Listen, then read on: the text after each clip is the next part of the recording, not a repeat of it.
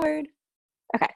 Hi, it's Katie here from becomeagroupguru.com, and I'm here with Didi Rodriguez. Didi, thanks for joining Hi, me today. thank you for having me. You're so welcome. So Didi is one of our alumni from the Become a Group Guru course, and I invited her here today to just share a little bit about her experience. Before we get started with that, though, Didi, tell us about you, like who you are, what you do, who you work with, that sort of thing. Okay, so my name is Diane Rodriguez and I go by Didi. Everybody calls me Didi because of my first initials. And I'm a grief therapist and an educator because I feel really passionate about grief is something, especially with death and dying, that is so difficult for a lot of people to talk about. They don't know how to support individuals who are bereft. Mhm. Sometimes we say all the wrong things, even though we don't mean, we have good intentions. Right. And usually when somebody is going through grief, that's like when your emotions are most heightened. So really kind of helping people understand what grief is about, the different types of grief. So I say that I help individuals heal their matters of their mind, body, and soul as they mindfully recover through the grief process. Because you kind of have to go through the process in order to be able to recover from grief. A lot of people don't want to talk about it, but avoidance, like we know, anything with anxiety or depression or anything like that, avoidance only serves to exasperate those feelings. And so just kind of really normalize it for people and for healers within our own circle, because a lot of therapists think, oh, I can't talk to that mom whose son committed suicide or to the wife who found her husband dead in the bedroom. And so just kind of really normalizing it for professionals as well as the people who come in. So the education piece is really important for me. I love it. I love everything that you do and the way that you talk about it. I know that we could, get on the phone and talk for 3 Yeah. hours about Yeah. your I'm just a little passionate about it. But that is what's so beautiful about it. And I think what has helped you to really, grow your presence and grow your practice as it keeps growing, right? And expanding to Yeah. where you want it to be. Could you share with everyone like where you were at when you reached out to me? Because you reached out to me, we connected through Facebook, as I do with many of the people that I work with. So just where your practice was at, where your head was at, when you reached out to me and when we started this whole journey together. So I think when I first reached out to you was probably like the July timeframe, June, July timeframe last Yeah. year.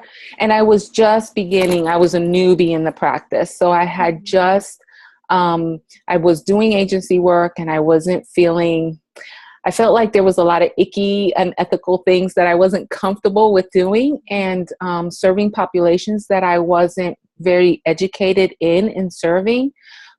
So I really knew when I first started doing my education as a big girl, that that I kind of wanted to work with grief and bereavement in some kind of way.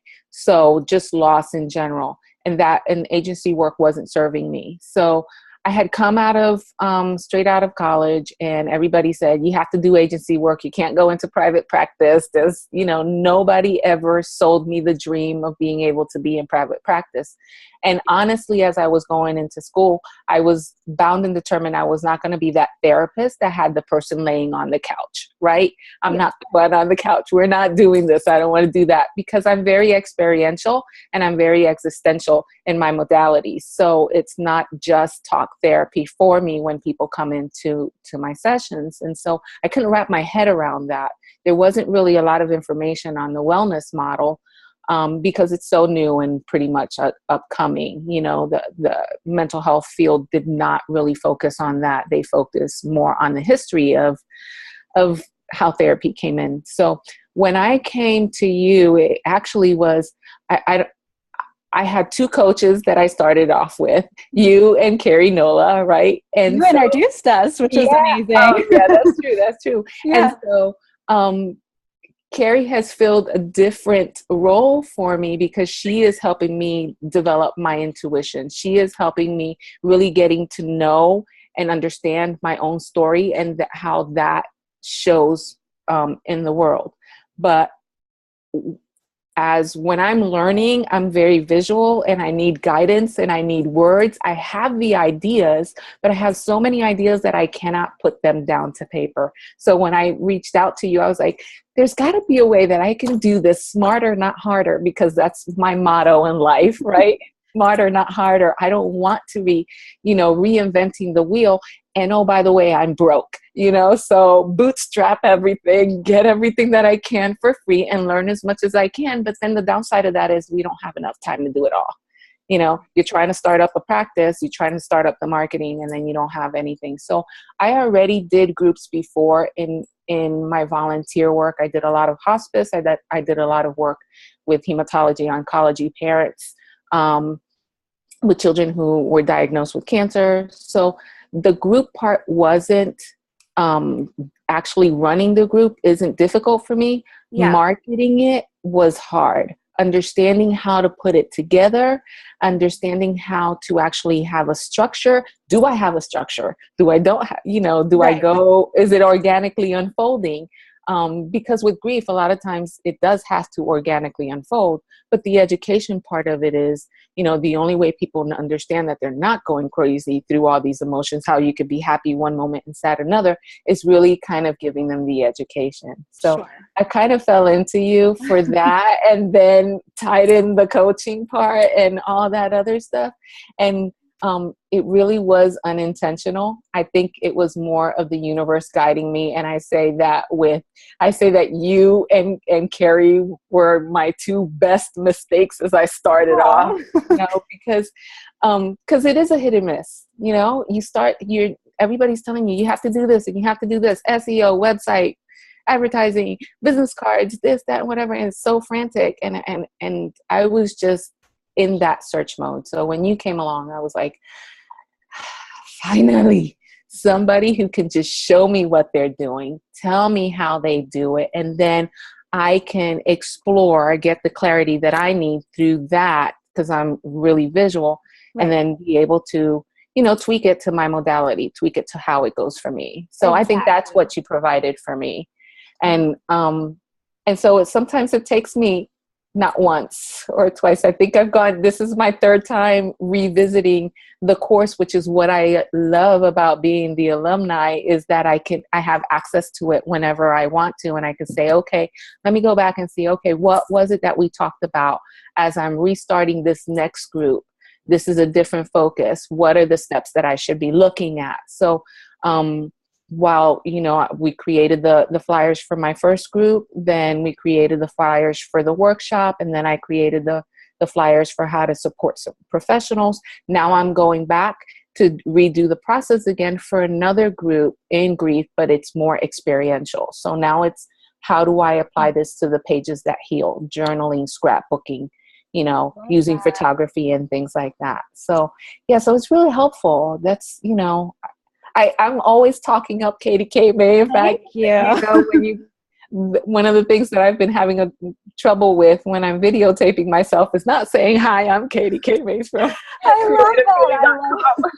You shared that in our group and it was hilarious. Well, I love everything that you're saying. First off, sharing about, the partnership between me and Carrie, not that, we work together, but I think that we definitely complement each other. Like, yes, she absolutely. Very much does that, like mindset and intuition and, learning to trust yourself and organically unfolding, and everything that I totally respect as someone who believes in mindset and manifesting and trusting yourself and your process.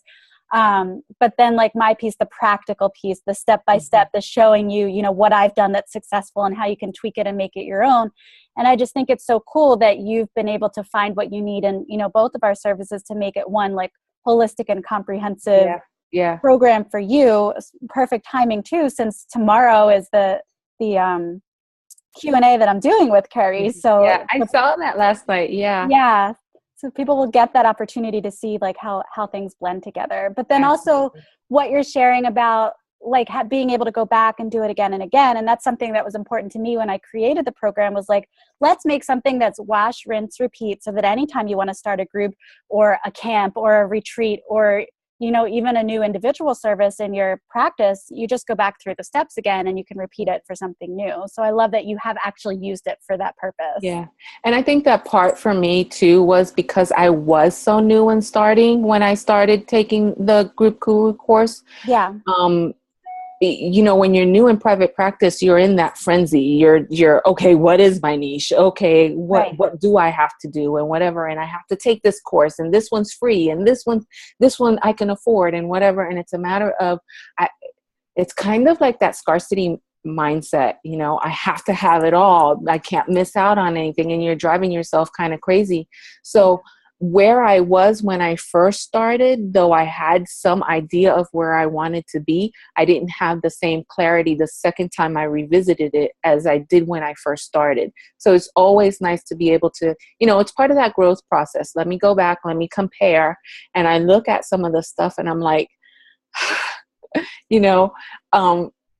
in the idea of saving money, how much money I wasted, or an idea of saving time, how much time I wasted, and the idea of saving energy, how much time I wasted, or how much energy I really wasted. And so I really think that it helps kind of allow you to grow and grow. And every time you add something new, then that makes something else click for me. Like a few weeks ago, you had Jamie Stacks on and she was talking about self-care, and you were talking about, part of self-care is making that, being really clear with your boundaries. And while I thought I had already gotten there, I recognized that my cell phone was a problem, because my thing was, okay, I had a message saying, I'll get back to you as soon as possible. But then for me, as soon as possible was, I have a break between home and work. I can call while I'm on the road. Yeah. Or, my husband's busy doing A, B, C, or D. I have a break in between. And so it really kind of muddled that for me. Yeah. So I was like, okay. So I went back and changed my voicemail to have office hours to return my calls.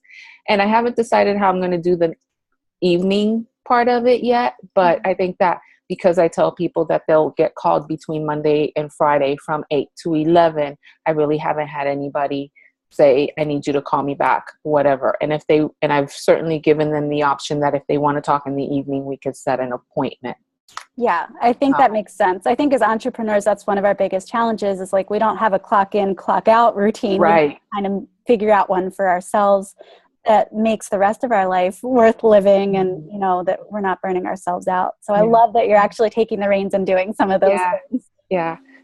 So tell us where you are in your practice now. When you started out, my dog is staring at me. I'm trying to move around so that she doesn't start barking. Hi, Penny. She's over there. When you started out, you were new, Yeah. So where are you now? Tell us like how many clients you have, what you're doing, what's exciting you in your practice right now. So for me, really my practice is my full-time is everybody else's part-time. Okay. So my full-time is 12 clients. I don't want to have any more than 12 clients. So it's 6 clients a day. But having said that, I'm talking about 6 clients on a weekly, 12 clients on a weekly basis. Okay. Yeah. So when I first started with the course, I think I had made, I had 1 or 2 clients. They were kind of shaky. Yeah.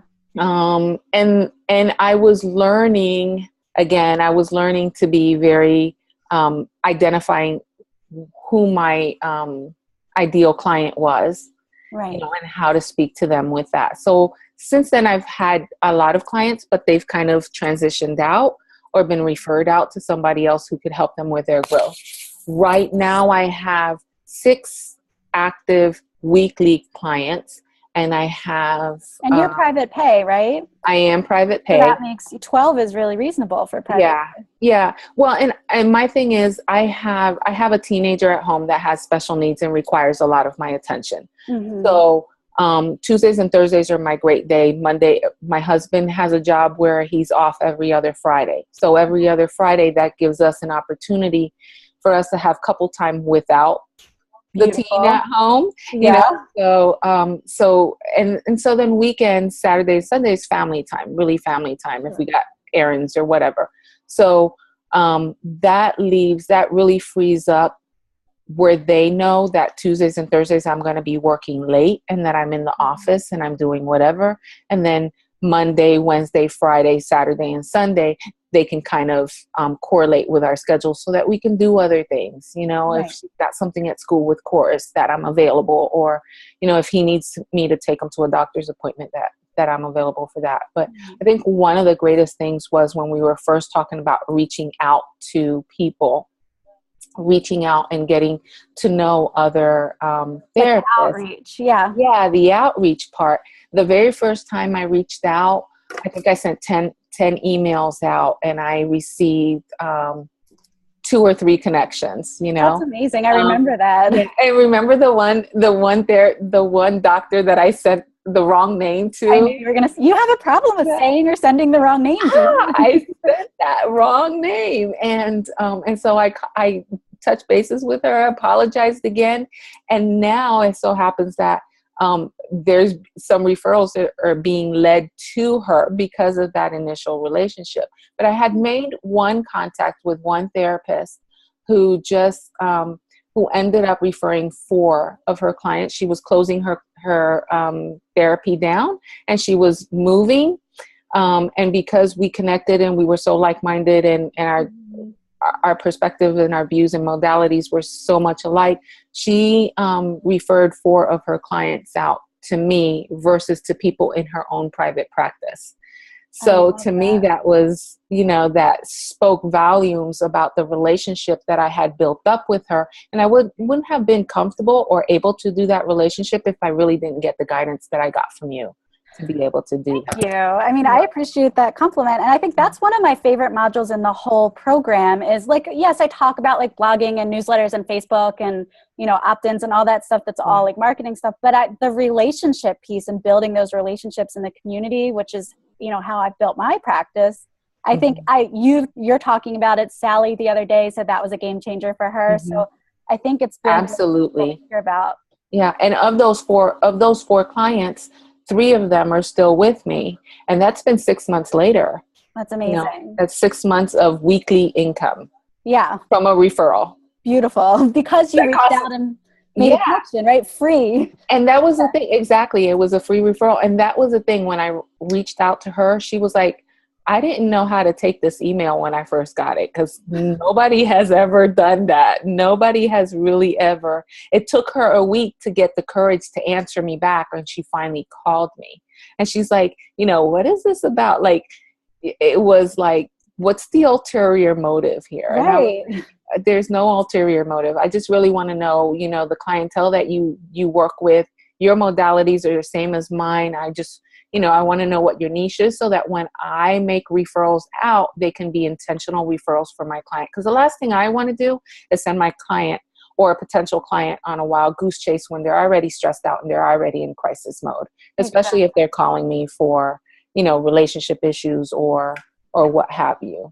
Exactly. And that's the whole beauty of the process, is that, like, then when that person is full, they're sending people your way. So, you know, that scarcity mindset that many therapists start out with, it's not working. It's working against people. And then just really having that permission to be able to say, okay, I am going to charge this for my hourly, regardless of what everybody else in the practice is charging, and be okay with their judgment, because their judgment doesn't mean that I have to take that responsibility on. Exactly. Yeah. I love it. Owning your self-worth, you know, being able to charge what you're worth, super important. Yeah. Do you have any groups running at this point? I have 2 that I am working on right now to rebuild.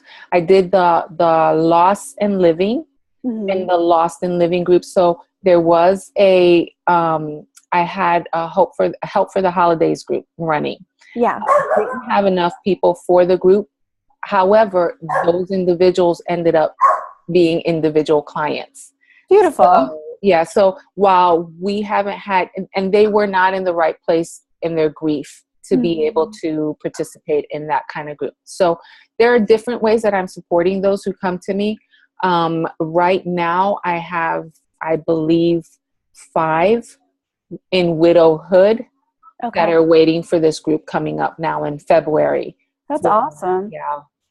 So 5 in a group is pretty great, right? Yeah. Because when it's talking about It's kind of like your teen groups. It has to be a small, intimate group so that they can process, because there is so much emotion going on and there is so much learning going on. Right. So I like my groups to be, no more than 8. 6 is like the best, This is my favorite too. Yeah. So, but if I have to do it one-on-one, then I'm okay with that as Right. well.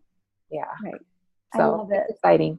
It's exciting. It's very exciting. So upcoming group, okay, what would you say for you was like the biggest takeaway or the most helpful part of the program, that if someone's on the fence, they're listening, they're like, should I join this? Like, what would you say to them was really helpful for you? The biggest part for me was being able to see the things, like watching the videos, listening to you. I need to see things, hear things, and then do things so that they can kind of stick.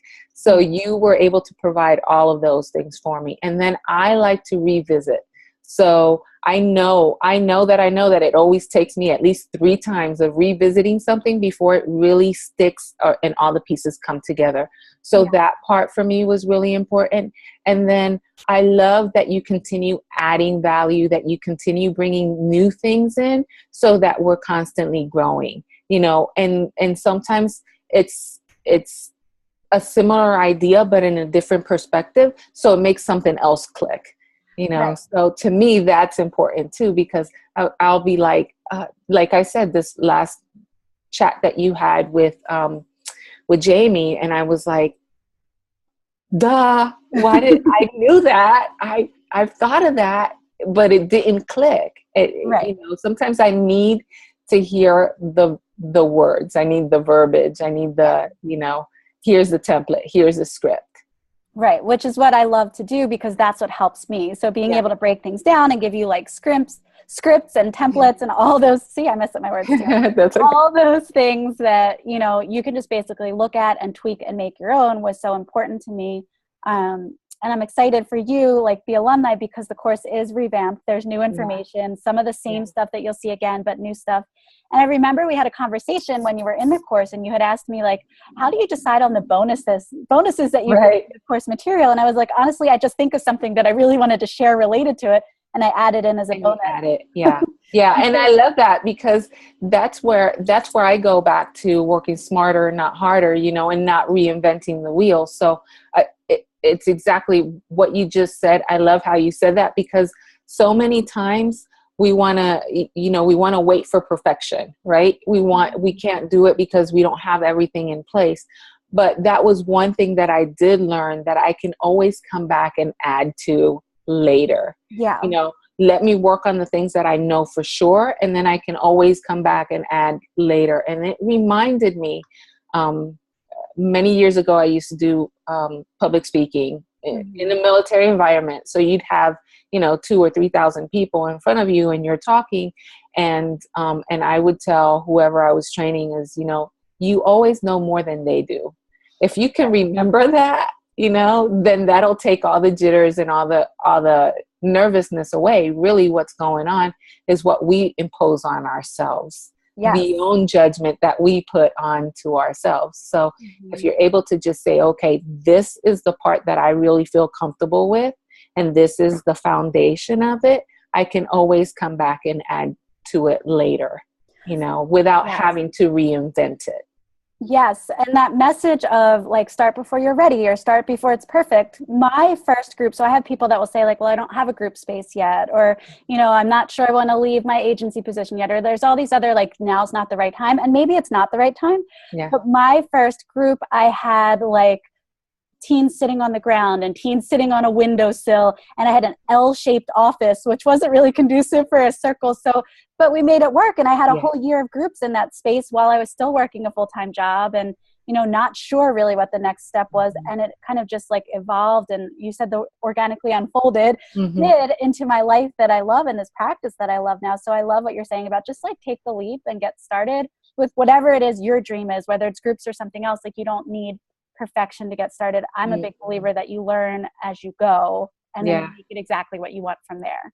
And that organic unfolding is one of Carrie's terms. I know that. He's the one who taught me that I can give myself permission to, to be okay with that and hold the space for that. And then and be okay with letting things be witnessed the way that they want to be witnessed, and not trying to control it so much, because then when we try to control it, that's when we kind of get in that frenzy and that thing. And I think that part for me, as I worked through your course, was just really being able to let it go, and trust that I had enough with me already. In fact, I ended up writing on the wall, and I have it so that I could look at it. So I'm going to read it. It says, "What I have is enough. I already possess everything I need to help those who seek my guidance. Wow. I am more than enough, and my knowledge is right where it needs to be." So that is my thing that I when I'm feeling unsure, or when I'm like, okay, where am I going now? I actually stop and read that to myself, because I have everything. I feel like I need to have more. Yes, we do have to keep growing, and growing is through education, but I don't have to have it now. I don't have to have that desperate energy of, if I don't have it now, I can't do anything. Work with what I have. Yes, I love it. I love that quote. Yeah. When you get a chance, type something, if you're comfortable, like that into our group, because I think it's inspirational. I think that other people could benefit just from, those words alone. Yeah.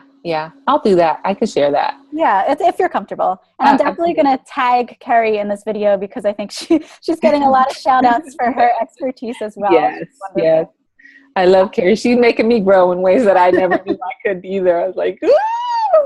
But it's good growth. It's all good growth. I think that through discomfort, through fear, Absolutely. Through, all of these, through pressures, through everything comes our own growth. And I'm learning that, in my own business, with things that I keep teasing out, but I'll share publicly soon. They're not ready to be public yet, but that we all just need to kind of grow and take leaps and trust ourselves. That's my message today, is like, you need to trust yourself and where you're at and what you need to and once you do that, you gain a different kind of confidence. Yeah, you're able to just, everything starts rolling off the tip of your tongue. I actually had a lady call me a couple days ago from an EAP, asking me specifically if I could speak for her employees. And what ended up disqualifying me is that I'm a registered mental health counselor intern. I'm not licensed yet, and they needed somebody licensed.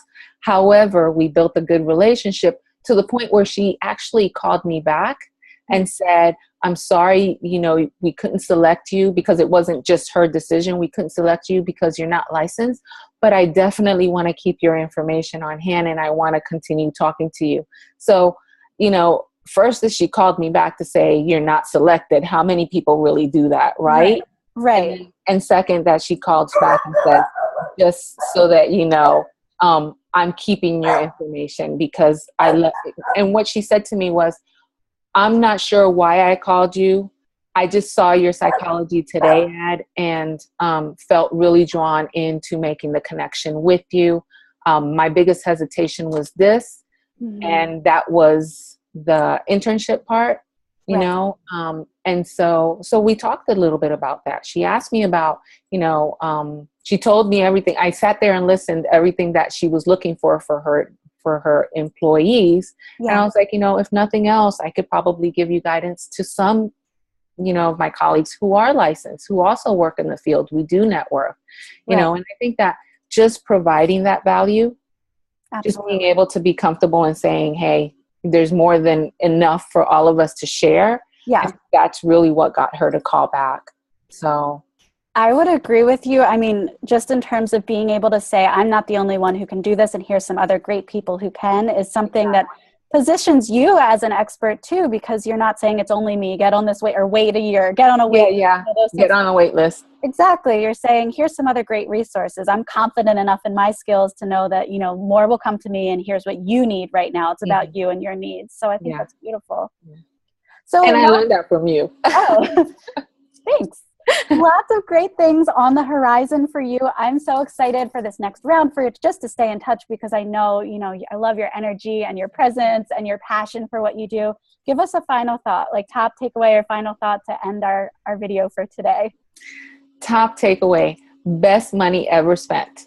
Whoa. ever. I've had a lot of trainings. I've had a lot of different places that I've gone for. And I honestly believe that every single penny that I put into your course has been like threefold back, just in my confidence, just in being able to really formulate what I want to see, be able to just really envision the whole thing. Like, if you would have asked me 7 months ago, where would I want to be 5 years from now? I'd be like, 5 years, can I just get through the week?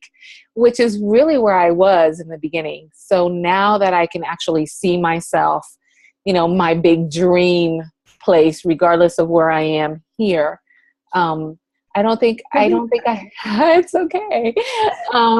Tears are good. They're good. I'm welcoming them. Go on. So to me, that is invaluable. That's priceless. That release of not having to worry about that, being able to just know and own who I am, and being okay with that. That guidance was just, and every time that you bring something in, it just reinforces that best money I've ever spent, best money that I've ever spent, Oh my gosh. So I love that you make it affordable. I love that you break it down into small bits and pieces so that, you've got the information for the go-getter who wants to just get up and go. But you also have enough information for those of us who are ready to get up and go and starting the course, but might not have all the tools to know how to get there. Right. So it's been so flexible. It's just that baseline just has allowed me to grow in ways that I tell you, I probably would not be in private practice right now if it wasn't for that confidence, honest to God. That's amazing. Yeah. I'm so grateful. You see me tearing up just like thinking about the impact and the gratitude that I have for working with people like you who are so passionate about what you do and love what you do. So thank you for that. It's a beautiful compliment, but also a beautiful reinforcer that, what I wanted to do something that mattered beyond what I do in the therapy. Absolutely. To help others. And it sounds like it is making that impact. So yes, ma'am. Thank you so much, Dee Dee. Thank you for being here. If you are interested in the course, reach out to Dee Dee. She has a special link, and I will put that below our video too, so that, if you feel inspired by Dee Dee's story and you connect with her, sign up using her link, and give her the credit for being here and sharing what she does. And thank you again, Dee Dee. Yes, ma'am. Have a good one. You too. Bye, everyone. Bye.